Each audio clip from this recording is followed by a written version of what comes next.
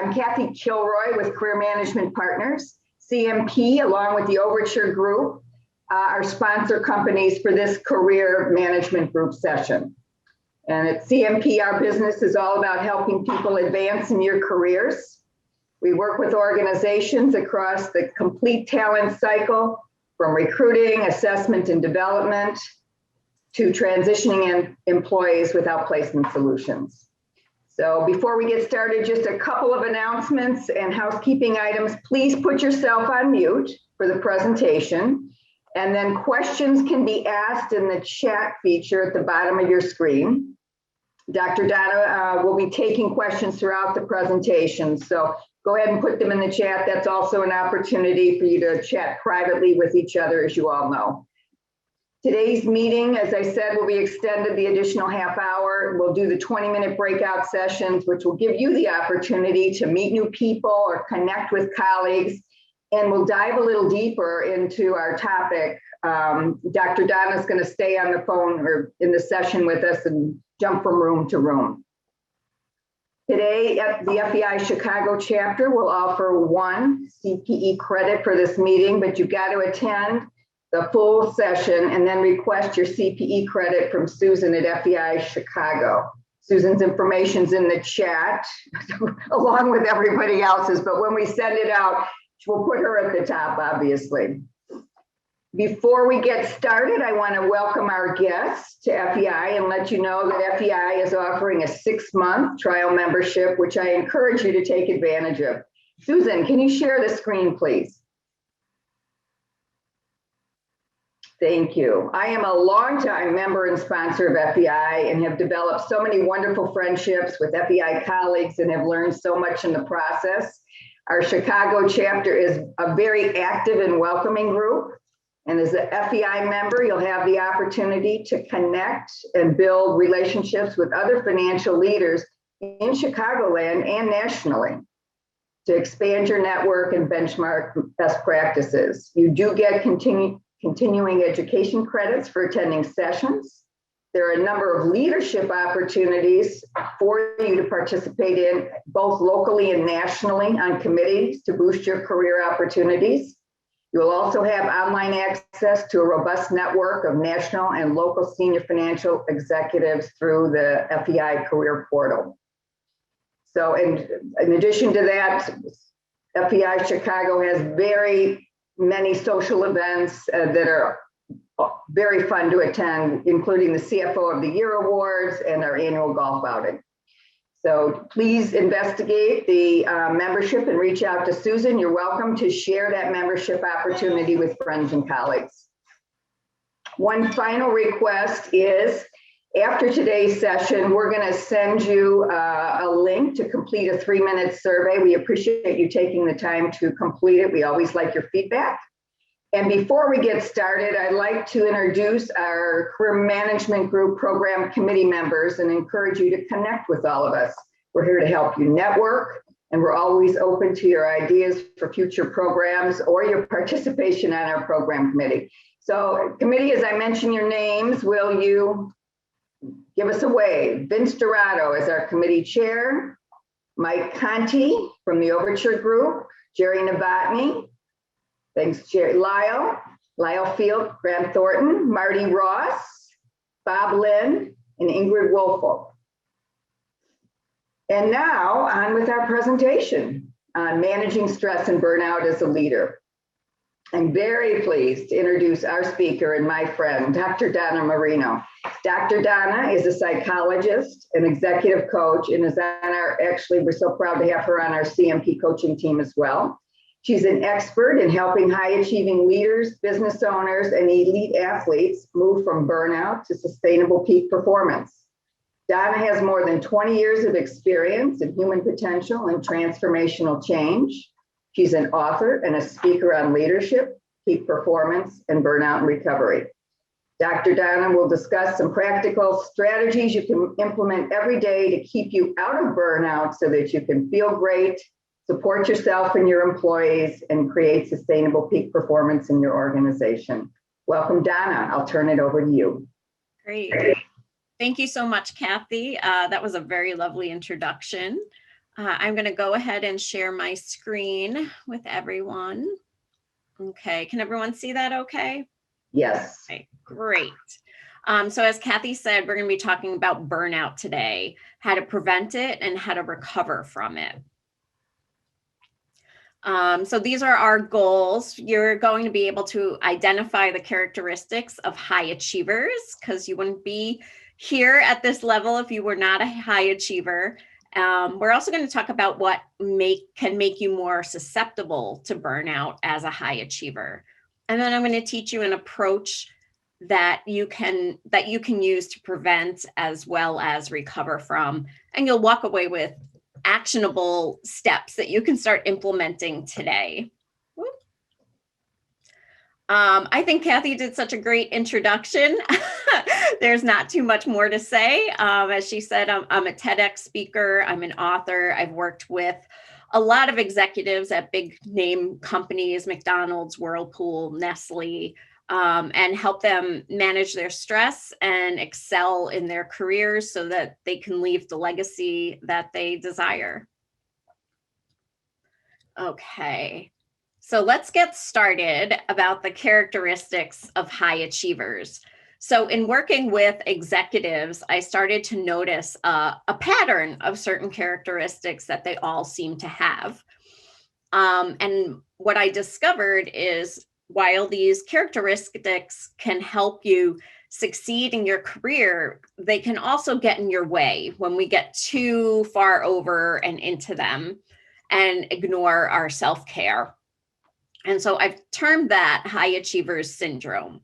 Okay, so you can see, high achievers are highly ambitious, they're highly driven, they can have difficulty sitting still, they can have difficulty with unstructured time.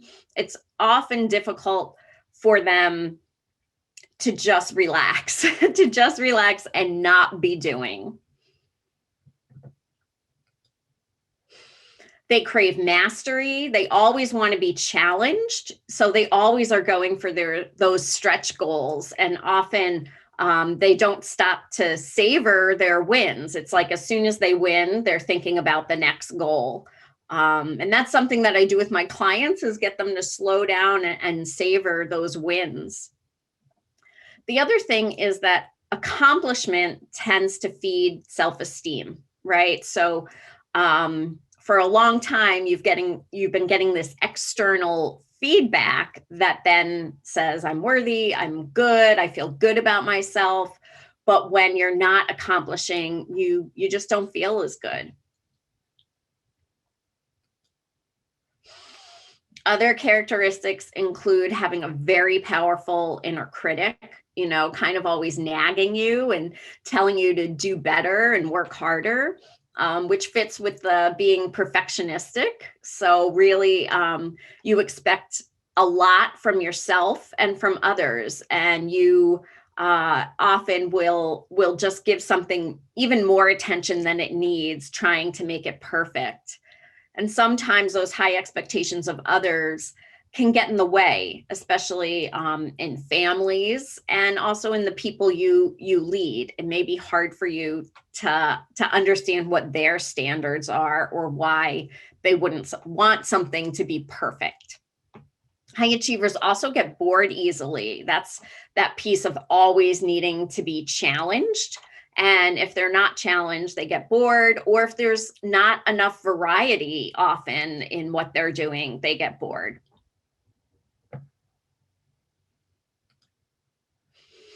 Okay, here are some other characteristics I really want to highlight. One of the positives, of course, is being innovative thinkers, being able to think outside the box and always looking to improve something. They're the opposite of if it ain't broke, don't fix it. They're like, no, everything can be better.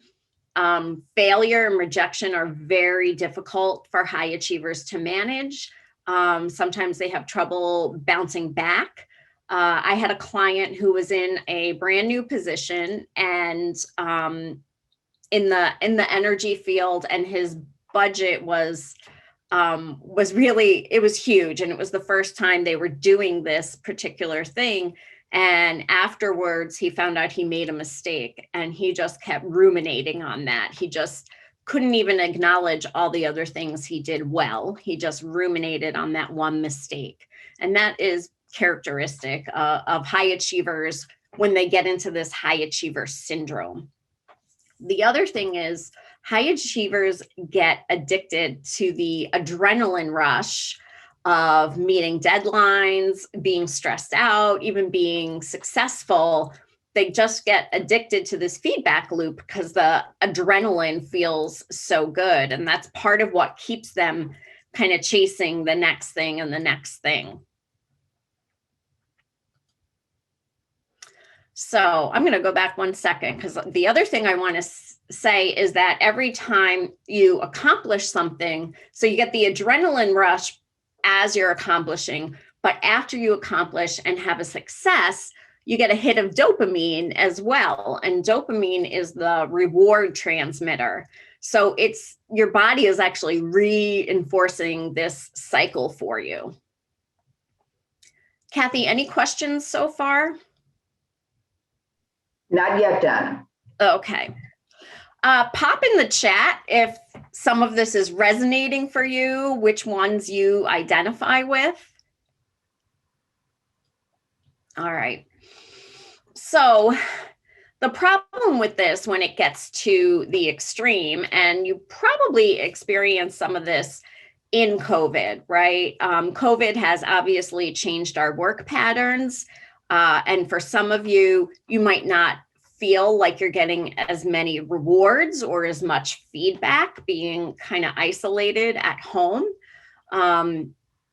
When you're not accomplishing, you get these identity challenges because this high achiever is just so embedded in who you are. And so, you know, if you can't work, if you're in between jobs, if things slow down, it can really challenge your sense of who you are, which can then lead to, you know, a drop in confidence. A lot of the clients that I serve who are in transition, this is a big issue. They're not feeling great about themselves. You start seeing imposter syndrome kick up. And if you don't know what that is, imposter syndrome is when you start questioning your abilities and telling yourself things like, I've only been successful because of luck. I'm not really as good as they think I am. Like a fear of being found out. So all those things, no matter how successful these people have been, and they're hugely successful people, being in that transition is really difficult. And the pandemic is definitely a transition, right? And some of us may have gotten used to it being almost a year, but for others, it's just really, it's really produced a lot of stress for sure.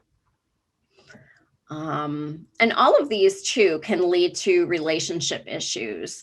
I had a client who, as he got burnt out from his job, he fell into a pattern of stopping at McDonald's on the way home, comfort eating, and then going home and just not wanting anything to do with the family, and something he felt badly about. That wasn't who he is, but he was so burnt out. All he wanted to do was sleep.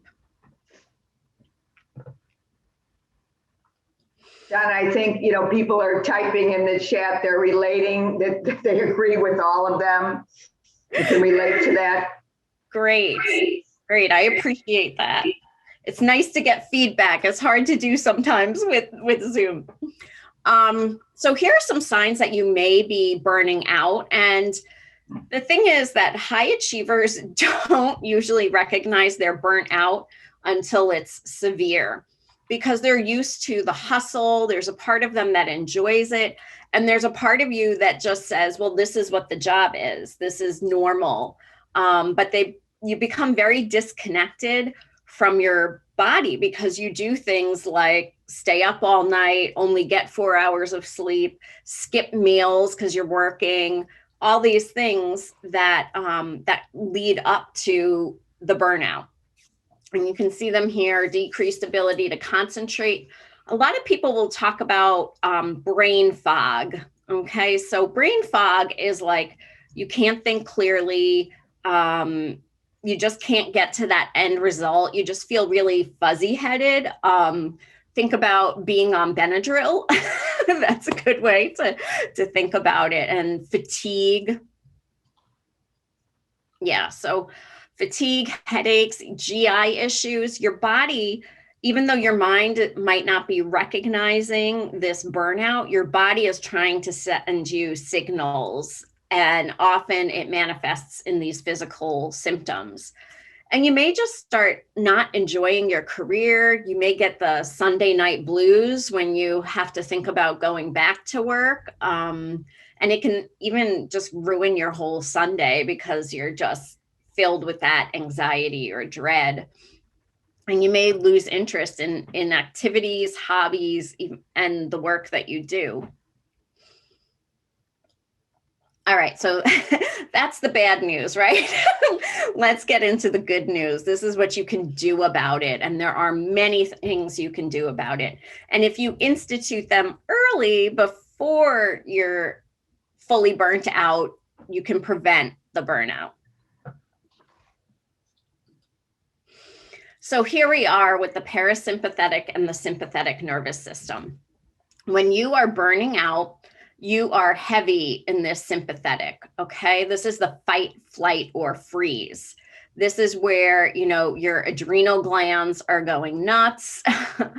And you can see all these different effects. When I talk about how the body lets you know, there's all of, ooh, where'd my mouse go? There's all of these symptoms that are happening that we may or may not recognize.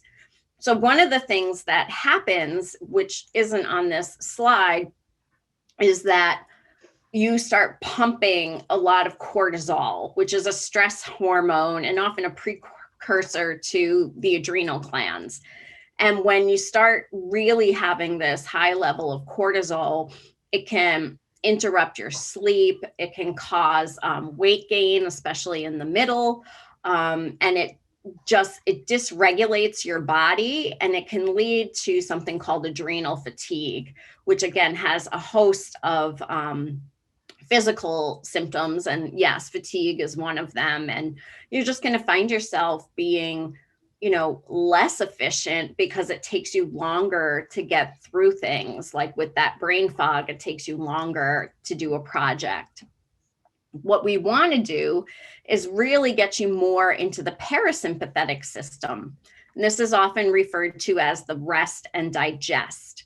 Okay, this is where doing things like deep diaphragmatic breathing will help your body shift into the parasympathetic.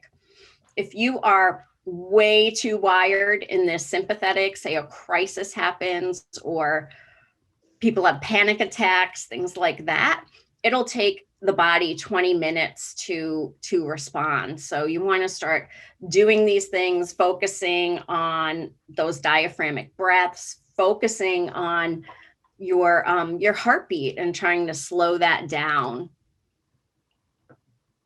Okay, so a little more about the nervous system. You can see that it gets beat up from years of overperforming, years of sleepless nights. And for some, you know, those sleepless nights are trouble falling asleep or waking up during the night, or waking up and you're already thinking about work before you've gotten out of bed, you're ruminating, and your worries kind of keep you up.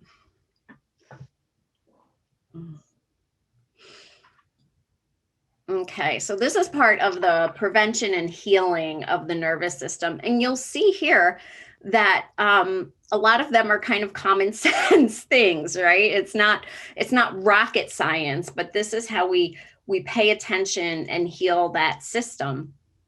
One of the things is it is often very hard to recognize that your nervous system needs help because it's so impacted by all of the stress. And what you want to do is really build in some relaxation. For some, that will be meditation and mindfulness. It could be walking through the woods. All of these things that you see here will help reset your nervous system.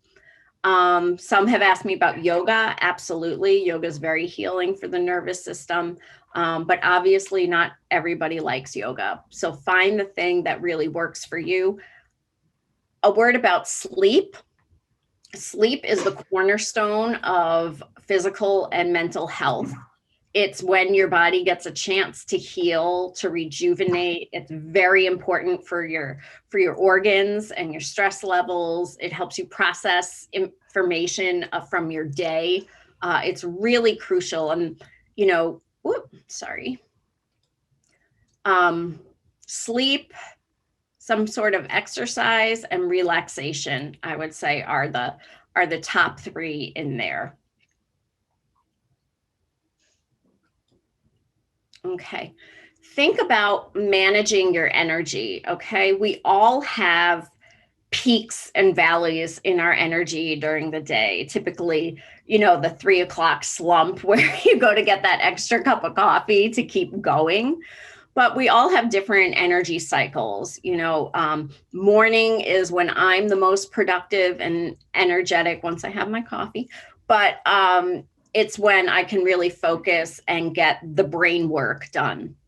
And so something I do is put networking and things like that in the later afternoon, and put my clients or my writing or marketing up front. Now, my husband is a night owl, and he's much more creative in the evening. So especially with us being home, most of us home work and working, there's a little more flexibility there. So kind of notice what your energy levels are. And I'm going to say there's nothing wrong with a 20-minute nap at 3 o'clock or during the day when you slump. You'll be much more productive when you come back. And I realize that you have people to report to and emails to follow up. But as much as you can, try to first notice your energy patterns and then plan to be in flow with them whenever you can. Donna, there's a couple of great comments. I'm sure hopefully the group is reading that, Michael Hanley mentioned for him, it's about what about doing what you really like? For him, that's cooking or getting his mind off something completely different as a diversion. And Sharada mentioned she feels better if she gets out and walks the dog before she begins her day. That's her commute now, right? So building, I love that. Great ideas to build in new rituals and practice first thing in the morning. Yep, to get you going. Absolutely. No, those are great comments. And yeah, making sure that you do what you love, right? I love that comment because that's what sparks passion. It sparks creativity, and that helps you recover. Okay, mindset. Sorry, I love this image.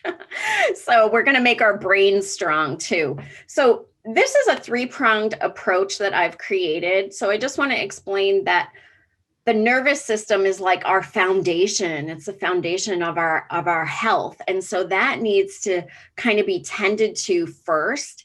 It's going to be hard to change your mindset on sort of a broken system. Okay. So the way I layer it is nervous system, mindset, and then behavior. And most people start with behavior first. But the thing is, if you have a mindset that's opposite of the behavior you're trying to do, you might last 2 weeks in that new behavior, and then you're going to fall backwards because your mindset and your belief system, which can be really down to the core, even in the subconscious, it's gonna sabotage you. So this is a way of getting long-term change and not just a quick fix. And certainly you can work on your nervous system and your mindset at the same time, but just really understanding how these things layer and how the best process for healing or prevention. Okay, so I really like this quote from Arnold Palmer. And golf is a game of inches. The most important are the 6 inches between your ears. We are a very heady society. However, we are often just trapped in those belief systems, and we don't think about them because they're automatic. And so this is a slowing down and really paying attention to what beliefs are popping up. If your inner critic is very loud, it's listening to what it has to say and then dismissing it, choosing to rewire that. Okay, so a lot of us have beliefs about success and hard work that are ingrained in us from childhood. And that's where I say some of this can be in the subconscious, right? We're choosing to consciously try to change our mind, but we have these lingering beliefs still. In my house, my dad was an electrician, and it was a blue collar neighborhood, and hard work was always emphasized, right? And I joke that lazy was a 4-letter word in our house. It was like the worst insult you could call someone. So examining what your beliefs are, right? So if you believe you have to work 80 hours a week to be successful, and then, right, the behavior. So you should change it. People are telling you to change that. And now you try to work 40, 50 hours. As long as you have that belief that it's 80 hours that's successful, you're going to go back to that. So it's really about rewiring the brain, right? Neurons that wire together, fire together. And what we've learned is that the brain is plastic. We used to think that, your brain is developed by the time you're 18 and it can't be changed. And it's only in the late 90s that we discovered that you can grow new dendrites, which are the connections between the neurons, but that we can actually physically change the brain. And the studies on meditation have shown that meditation can help us change the brain. The other thing is that benefit finder. I'm sure everyone here has heard about gratitude and how important it is, and making your gratitude lists, but it is really true. And what I like when people make a gratitude list at the end of the day, oftentimes throughout the day, they'll be looking for what they're grateful for because they got to put it on their list at the end of the day. And what that does is help rewire your brain for the positive. Okay. Any questions, Kathy? Anything on that? Not yet. Okay. So the power of mindset, I just wanted to illustrate here the difference between the growth mindset and the fixed mindset. And this comes from the researcher Carol Dweck. And one of the great things, when we moved to where we live now, growth mindset was the theme for the year in the elementary school.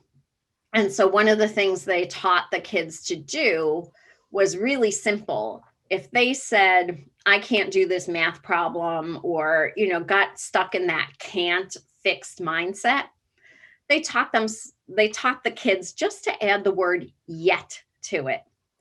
And just by adding yet, it opens it up to the growth mindset, because it opens up the door of, well, right in this moment, I can't, but that doesn't mean that I won't. And so that growth mindset is really switching it to be more flexible than, obviously, than that fixed mindset. Donna, one question before you go on to this next one. So, do you believe rewiring the brain is like forming a new habit, where it may take 60 to 90 days of practice for the rewiring to take effect? So I do think it's akin to forming a new habit, but I don't know, that actually, the theory of habit forming and this idea of 21 days or 30 days, it really hasn't been proven scientifically. It's kind of gotten its own momentum, but it really depends on how much you practice it, right? do you practice it throughout the day? Do you do a spot check on yourself? Like, oh, I'm feeling frustrated. So what's the thought behind that? And tuning into your body and your feelings, that's going to give you more data essentially to stop and think about the mindset, because you will often notice those, physiological symptoms first. And then that's the trigger to say, okay, I'm going to check my mindset. So really it's about that consistency and repetition. Right. Another question is, do you have any recommendations on a particular meditation apps? I do. My favorite one personally that I use is called Insight Timer. Mm-hmm. And it has guided meditations that you can select, how many minutes you want to do. And it also has just a timer if you want to just sit in silence. But if you've never meditated before, that sitting in silence can just be awful when you first try it. Right. The monkey mind gets going. It's very hard. Exactly. And often, I know when I first started meditating in silence, I would be like, am I doing this right? Am I doing When's it going to be over? That's when I first started as well. I love the idea, and I too use the guided meditation type apps. I think that really helps getting the practice started. Yeah, definitely. I would recommend, if you've never done it before, start with those guided meditations. A couple other ones that I know other people use and like are Calm and Headspace. Headspace, that was just recommended by someone else as well. Yep. Yeah. So, and I would play around with it. Guided meditations have a lot to do with if you like the voice or not. And if you find that person's voice annoying or something, you really just find another one, because there's so many out there. They're also all over YouTube, so you can get them from there as well. And then Grace just shared that here in Illinois, the Science of Spirituality has a free meditation learning sessions that will teach you to do it on your own. Thanks for that, Grace. I hadn't heard of that one. Thanks for that. Yeah, they're out here in Naperville. Okay. And there's another one up north, but I can't think of the name right now. Sorry. When I think of it, I'll send it out. So now we're stepping into the behaviors, right? So remember, we're healing the nervous system, we're working on our mindset, and now we want to change our behavior. So there's a book by Hal Elrod called The Miracle Morning, which some of you might have read. And these come from his work and what he calls the morning savers. And he recommends going through each one of these steps every morning. That might feel really time consuming to you. It doesn't, it could be a few minutes on each. I know people who, the exercise, obviously they're usually spending more than a few minutes, but they might do it in the morning. They might do it later. But these are really good actions to start your day off on the right foot. And I'm a big believer in that, having your morning time that is for you to prep for your day and to be feeling good.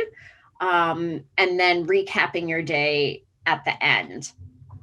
So you can see the recommendations: silence, affirmations, visualization. A word about visualization is it's also known as mental rehearsal, and even the most elite athletes use this. When you visualize, to do it correctly, you really want to step into it. You want to see everything as if it's happening right in front of you, almost like watching a movie, but you're in it. You want to use all of your senses as much as possible, but you really want, see what you're wearing, what kinds of smells are in the environment, what do you feel, all those things, and really making it real, because the brain can't tell the difference. When you visualize to that extent, the brain actually doesn't really tell the difference. And so you're prepping the brain to believe in this, whatever it is you want to create. Obviously, with the athletes, they would run through their plays and run through, getting the ball in the net, things like that. And it is that, on top of the physical practice, really elevated their game. Okay. And power posing, this comes from Amy Cuddy's work out of Harvard. And she found that by holding these poses, such as the woman here, that's called Wonder Woman pose. But the idea is basically to take up space and be in a powerful pose, which is very open. And what that does is it triggers testosterone and, other chemicals that make you feel more powerful and strong. And you hold it for like 2 or 3 minutes. It's a great thing to do before negotiations or difficult conversations, things like that, interviews. Okay. And then increasing your positivity ratio.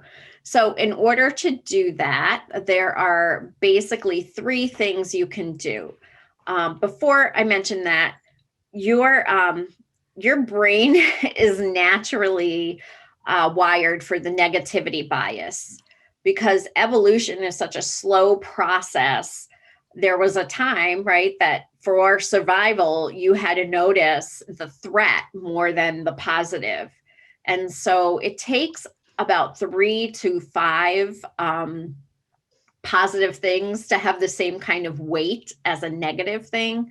So you really want to be actively cultivating these positive experiences.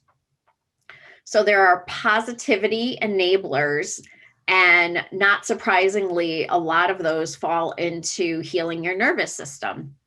And think about it as this: if you haven't slept in 3 days and you love golf, when you go golfing, you're not going to enjoy it most likely because you're so sleep deprived. And so that's kind of the example. The enablers help you to absorb what's called the positivity boosters. So, if you are hangry, you're probably not going to enjoy that thing, even though you love it. So think about that: getting exercise, getting sleep, regular meals, all those things become the enablers. And then the boosters are those things that you love. Maybe it's a sport, maybe it's crafting, whatever that is for you. And I highly recommend that you sit down with 3 columns and write these out. And so it's the things you love. Somebody mentioned cooking. And then the last piece is the negativity reducers. And you want to keep positive people in your inner circle, right? A friend of mine who's also a coach, she talks about having 2-minute people in her life, 20-minute people, and 2-day people. And it's like the people that you can only deal with for 2 minutes because they're the negative Nellies, the people that are kind of in between, and the people you just love to be around. And so I know that one can be tricky sometimes because there are people in our life, but you can do things like setting boundaries with them to really do what's right for you and boost that positivity. Other things would be like limiting how much time you spend watching the news, or it could even be changing the kinds of television shows you watch, right?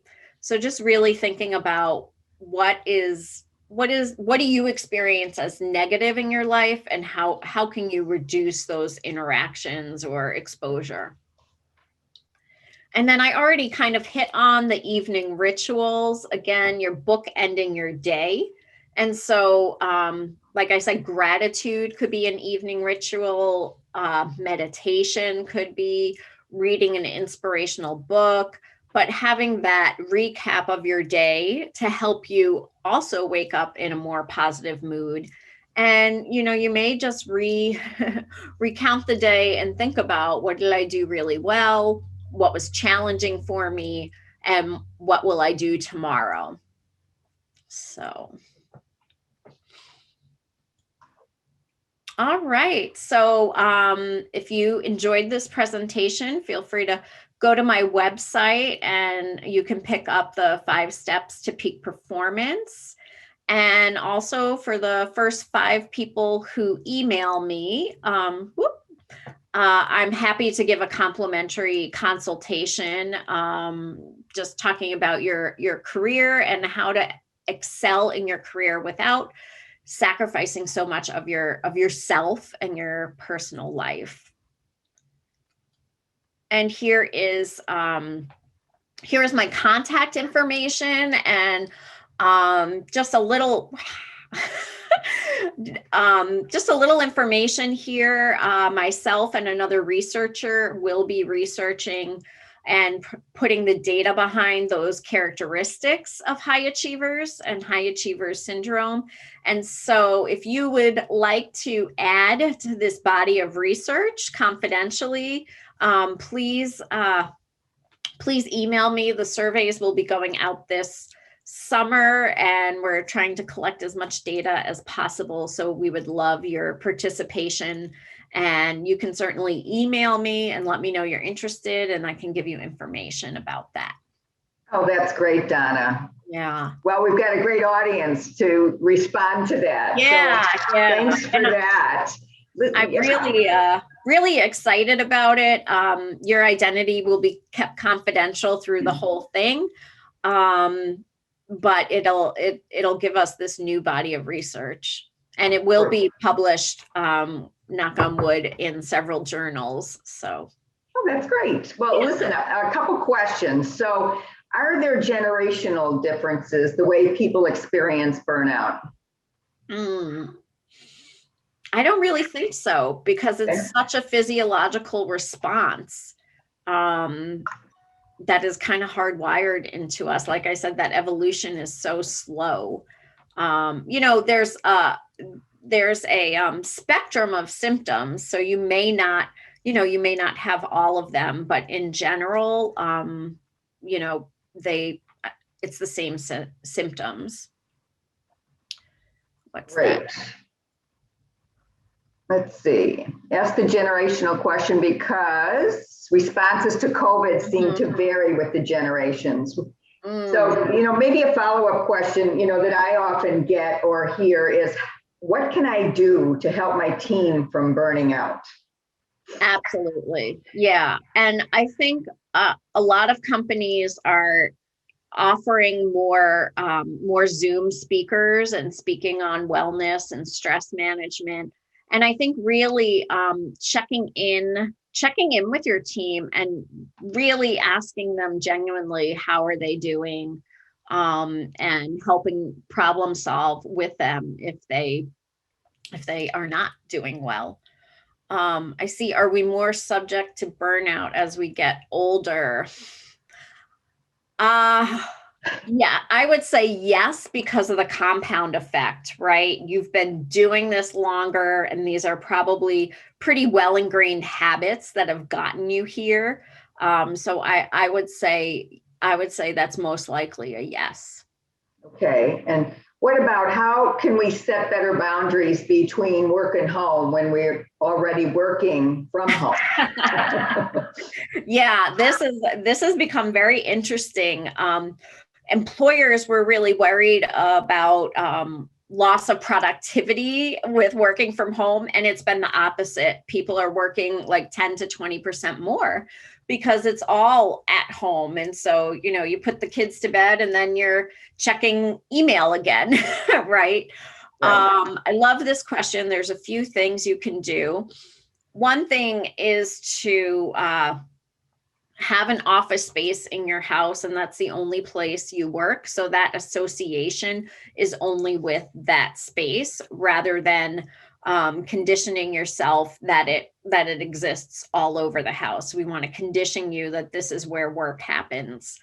It's the same idea behind like not having your TV in the bedroom, right?